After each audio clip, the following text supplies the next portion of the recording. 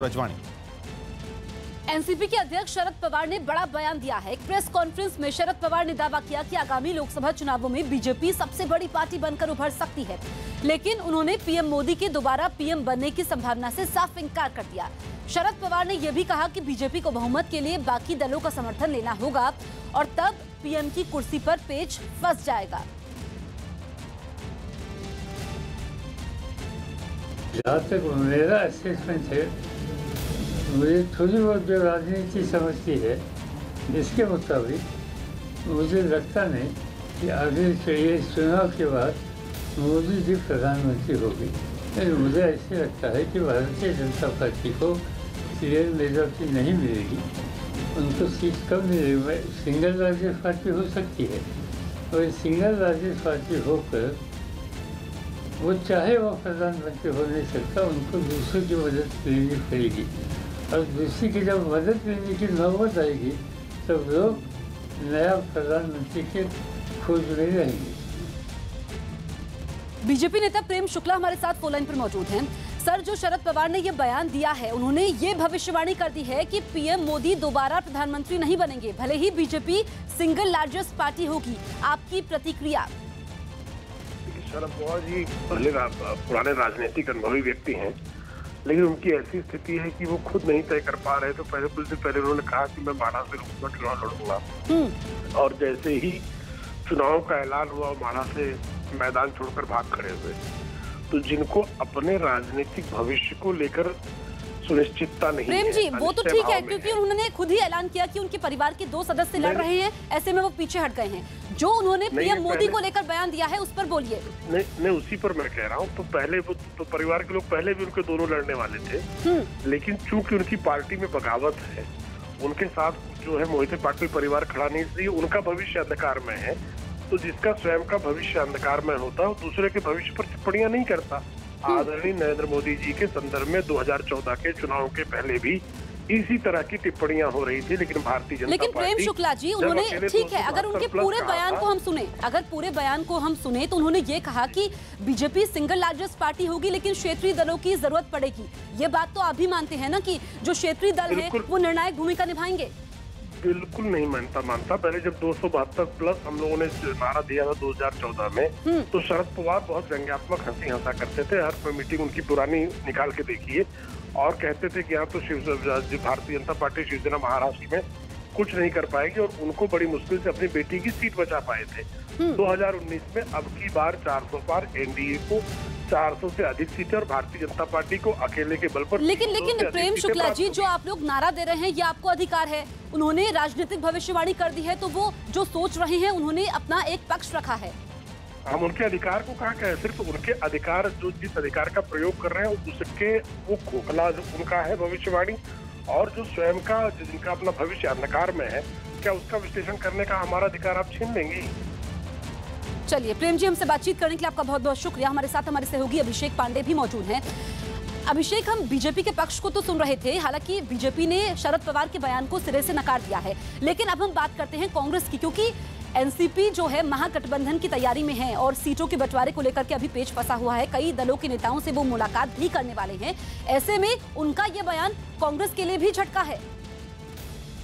बिल्कुल कांग्रेस के लिए झटका है जसप्रीत। जिस तरीके से कांग्रेस ने ये माना था कि राहुल गांधी प्रधानमंत्री बनेंगे और उसके लिए पूरी कवायद तेज हो गई थी, लेकिन शरद पवार के इस बयान से, खासकर शरद पवार और एनसीपी उनके सहयोगी पार्टी के सदस्य हैं, और ऐसे में शरद पवार को बहुत मजा हुआ, और बड़े वर्ग पर महाराष्ट्र की राजनीति में जाना जाता है। और ऐसे का शरद पवार का बयान कहीं न कांग्रेस के लिए भी बड़ा झटका है, क्योंकि उन्होंने मान लिया है कि बीजेपी सिंगल लार्जेस्ट पार्टी बन सकती है। हालांकि उन्होंने ये नहीं माना है कि आने वाले समय में बीजेपी ही सामने आएगी, अकेले दम पर उसे सहयोगियों की जरूरत पड़ेगी, और ऐसे में सहयोगी नरेंद्र मोदी के नाम पर एकमत न होंगे, और ऐसे में कोई तीसरा ऑप्शन, चाहे वो सुषमा स्वराज हो, गडकरी हो, राजनाथ हो, इनमें से किसी एक को चुनना पड़ सकता है, जिसमें सहयोगी अपनी हामी भरेंगे। लेकिन कांग्रेस के लिए एक बड़ा झटका ये है कि कांग्रेस लगातार इस बात को प्रेजेंट कर रही है कि बीजेपी जाएगी और कांग्रेस की सत्ता आएगी, और ऐसे में राहुल गांधी प्रधानमंत्री बनेंगे।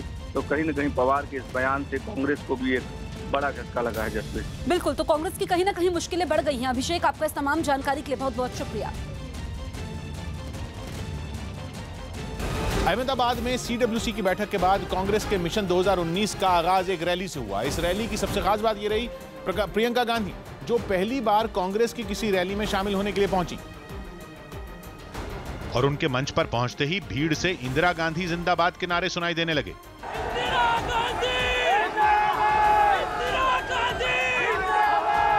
भाषण की शुरुआत में प्रियंका ने साबरमती आश्रम पहुंचने के अपने अनुभव का जिक्र किया और देश के मौजूदा हालात पर दुख जताया। ये देश प्रेम, सद्भावना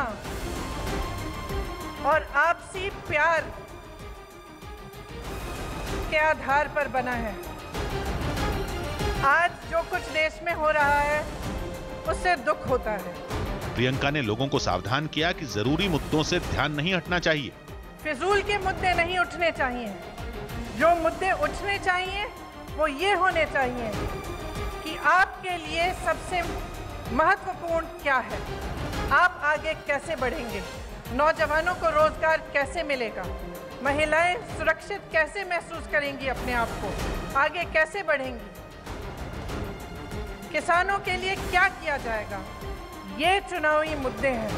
प्रियंका ने लोगों से अपील की कि बीजेपी से चुनावी वादों का हिसाब मांगा जाए। आपके सामने बड़ी बड़ी बातें करते हैं, बड़े बड़े वादे करते हैं, उनसे पूछिए जो 2 करोड़ रोजगार उन्होंने आपको जिनका उन्होंने आपको वचन दिया था वो रोजगार कहाँ है। उनसे पूछिए कि जो 15 लाख आपके खाते में आने थे वो 15 लाख कहाँ गए। प्रियंका ने अपने भाषण में न तो एक बार भी प्रधानमंत्री नरेंद्र मोदी का नाम लिया और न ही बीजेपी का ही नाम लिया। लेकिन बिना नाम लिए ही प्रियंका गांधी ने बीजेपी पर तीखे हमले किए। प्रियंका की कोशिश पिछले कुछ दिनों से राष्ट्रवाद के इर्द गिर्द घूम रहे सियासी माहौल को बदलने की थी, जिसके लिए प्रियंका ने लोगों को आजादी की लड़ाई और गांधी जी का जीवन याद दिलाने का मौका नहीं चूका। तो यहाँ पे जहाँ से हमारी आजादी की लड़ाई शुरू हुई थी, जहाँ से गांधी जी ने प्रेम की आवाज उठाई थी, सद्भावना की आवाज उठाई थी, अहिंसा की आवाज उठाई थी, मैं सोचती हूँ यहीं से आवाज उठनी चाहिए। प्रियंका ने मौजूदा चुनाव को आजादी की जंग तक कह दिया। आजादी की लड़ाई से कोई कम नहीं है। हमारी संस्थाएं नष्ट की जा रही हैं। जहां देखिए वहां नफरत फैलाई जा रही है। और हमारे लिए, आपके लिए इससे बड़ी चीज कोई नहीं हो सकती कि हम देश की हिफाजत करें, हम देश के लिए काम करें और देश के विकास के लिए आगे बढ़े। करीब 7 मिनट के भाषण से प्रियंका ने लोकसभा चुनाव के लिए कांग्रेस के प्रचार अभियान की शुरुआत कर दी। और कांग्रेस के चुनावी मुद्दे गिनाने का काम राहुल गांधी ने किया। नोटबंदी, जीएसटी और बेरोजगारी के मुद्दों पर राहुल गांधी ने मोदी सरकार पर हमला बोला और प्रधानमंत्री के गढ़ में पहुंचकर राफेल डील में घोटाले का आरोप जड़ दिया। राहुल ने यहां भी लोगों से चौकीदार वाला नारा लगवा दिया। मैंने चौकीदार शब्द बोला।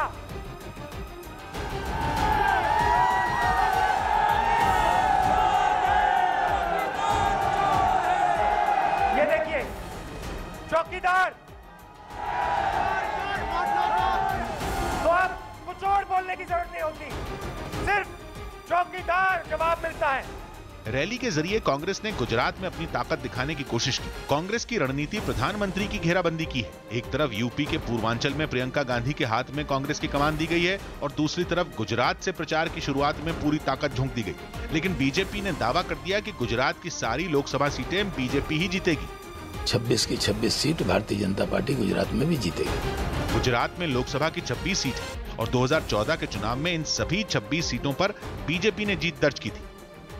इसीलिए पूरा गांधी परिवार, कांग्रेस के तमाम बड़े नेता प्रधानमंत्री नरेंद्र मोदी के गढ़ गुजरात में जुटे रहे। अहमदाबाद में कांग्रेस वर्किंग कमेटी की बैठक के साथ कांग्रेस ने लोकसभा चुनाव की तैयारियों का शंखनाद कर दिया और इसकी शुरुआत राष्ट्रपिता महात्मा गांधी के साबरमती आश्रम से की। पहले कांग्रेस के तमाम नेता एक बस में सवार होकर साबरमती आश्रम पहुंचे। थोड़ी ही देर में राहुल गांधी, सोनिया गांधी, प्रियंका गांधी वाड्रा और मनमोहन सिंह भी पहुंच गए। कांग्रेस के नेता साबरमती आश्रम में होने वाली प्रार्थना में शामिल होने वाले थे, लेकिन उससे पहले तमाम नेताओं ने साबरमती आश्रम में रखी एक एक चीज को ध्यान से देखा। सोनिया गांधी को आश्रम से जुड़े लोग एक एक चीज दिखाते रहे। राहुल ने भी साबरमती आश्रम में गांधी जी के जीवन से जुड़े पहलुओं को समझने की कोशिश की। पूर्व पीएम डॉक्टर मनमोहन सिंह और प्रियंका गांधी भी आश्रम में पहुंचे थे। फिर राहुल गांधी ने चरखा चलाना और सूत काटना भी सीखा। साबरमती आश्रम की तरफ से राहुल को एक चरखा उपहार के तौर पर दिया गया। आश्रम को देखने के बाद तमाम नेता प्रार्थना में शामिल होने पहुंच गए। आश्रम में प्रार्थना में शामिल होने वाले लोगों के लिए मैदान में ही बेंच बनाई गई। इन्हीं बेंचों पर राहुल गांधी, सोनिया गांधी और डॉक्टर मनमोहन सिंह समेत कांग्रेस के तमाम नेता बैठे। राहुल, सोनिया और मनमोहन सबसे आगे बैठे, लेकिन प्रियंका गांधी बाकी नेताओं के साथ पीछे ही रहीं। गांधी जी को श्रद्धांजलि देने के बाद कांग्रेस नेता सरदार पटेल नेशनल मेमोरियल पहुंच गए। कांग्रेस के तमाम बड़े नेताओं ने सरदार वल्लभ भाई पटेल की मूर्ति पर फूल चढ़ाए। सरदार पटेल नेशनल मेमोरियल में ही CWC की बैठक रखी गई थी। लेकिन महात्मा गांधी और सरदार पटेल के दरवाजे पर पहुंचकर कांग्रेस ने मिशन 2019 की शुरुआत कर दी, क्योंकि अहमदाबाद में कांग्रेस वर्किंग कमेटी की बैठक कई वजहों से बेहद खास है। सबसे बड़ी वजह तो यह है कि गुजरात में CWC की बैठक 58 साल बाद हुई। इससे पहले गुजरात में कांग्रेस वर्किंग कमेटी की बैठक 1961 में हुई, बल्कि यूं कहा जा सकता है कि 1967 में कांग्रेस के बंटवारे के बाद बनी कांग्रेस आई की वर्किंग कमेटी की बैठक गुजरात में पहली बार हुई। गुजरात में कांग्रेस वर्किंग कमेटी की बैठक का सीधा मतलब यह है कि कांग्रेस की रणनीति प्रधानमंत्री को उन्हीं के घर में घेरने की। वर्किंग कमेटी की यह बैठक लोकसभा चुनाव के ऐलान के केवल 2 दिन बाद हो रही थी, इसलिए इसे कांग्रेस के मिशन 2019 का शंखनाद माना जा रहा है। कांग्रेस में शामिल हुई प्रियंका गांधी पहली बार, या सक्रिय तरह से शामिल हुई प्रियंका गांधी पहली बार कांग्रेस की किसी बड़ी औपचारिक बैठक में शामिल होने पहुंची और तय वक्त पर CWC की बैठक शुरू हो गई। बैठक में सर्जिकल स्ट्राइक के बाद बदले देश के सियासी माहौल पर भी चर्चा हुई। सधे हुए अल्फाज का इस्तेमाल करते हुए कांग्रेस ने राष्ट्रीय मसलों पर सरकार के साथ खड़े होने का ऐलान किया। चाहे वो चुनाव का समय है, पर देश राष्ट्रीय विषयों पर एक है और किसी के भी जो नापाक इरादे हैं उनको भारत देश कभी कामयाब नहीं होने देगा। बैठक के बाद वर्किंग कमेटी ने जो प्रस्ताव पारित किया उसमें ये कहने की कोशिश की गई कि चुनाव का मुद्दा न तो सर्जिकल स्ट्राइक है और न ही आतंकवाद। प्रधानमंत्री की और भारतीय जनता पार्टी की पूरी कोशिश है कि देश के लोगों का, मतदाता का, नौजवान का, किसान का, उनका जो ध्यान है उनके पिछले 5 साल की वायदा खिलाफी से हटा दिया जाए। कांग्रेस ने आरोप लगाया कि आतंकवाद का मुद्दा उठाकर बीजेपी 5 साल पहले किए गए वादों से लोगों का ध्यान हटाना चाहती। सरकार बनाने के लिए कोई वायदे किए जाते हैं, अगर वो सत्ता में आते हैं, जनता का विश्वास प्राप्त करके विश्वासघात नहीं किया जाता, जो नरेंद्र मोदी जी ने और बीजेपी की सरकार ने हिंदुस्तान के लोगों के साथ किया। कांग्रेस की वर्किंग कमेटी की बैठक इससे पहले 28 फरवरी को होने वाली थी, लेकिन सर्जिकल स्ट्राइक के बाद कांग्रेस वर्किंग कमेटी की बैठक को टाल दिया गया था। CWC कांग्रेस पार्टी की सबसे ताकतवर संस्था है, जो पार्टी से जुड़ा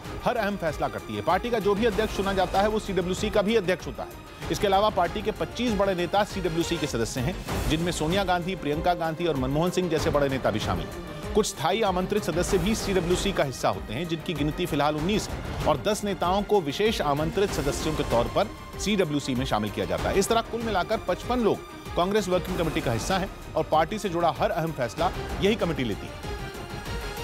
हालांकि सर्जिकल स्ट्राइक के बाद CWC की बैठक को कुछ दिन के लिए भले ही टाल दिया गया हो, लेकिन CWC की बैठक से ये मुद्दा अलग नहीं हो पाया। कांग्रेस की पूरी कोशिश यही रही कि चुनाव में आतंकवाद के मुद्दे को पीछे धकेला जा सके और पार्टी की देशभक्ति पर कोई सवाल न उठाए। Prime minister is questioning